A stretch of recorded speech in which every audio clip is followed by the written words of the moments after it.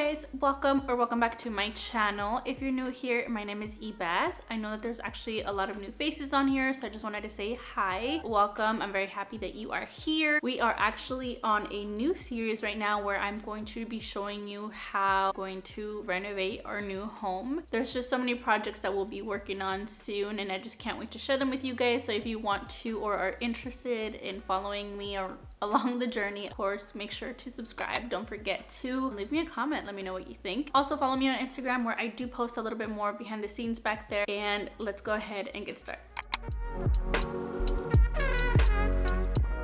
So I've been looking for a pendant light since our last previous home, and I just couldn't find something that I really loved. Everything that I saw was too expensive, way out of my budget, or just I saw too often. I don't want something that's been used over and over, and I see it so much that then you just don't like it. Like, that's just how I am. With that being said, I actually saw somebody DIY a pendant light and I absolutely loved it and thought, wow, this looks so easy. I'm gonna give it a try.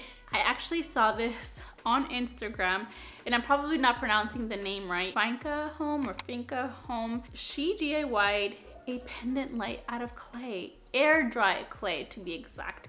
And air clay is so affordable. Air dried clay dries really well, so I thought I'm gonna give this a try, and I am going to see how this works. I bought 2 of the 2.2 bags of the air dry clay.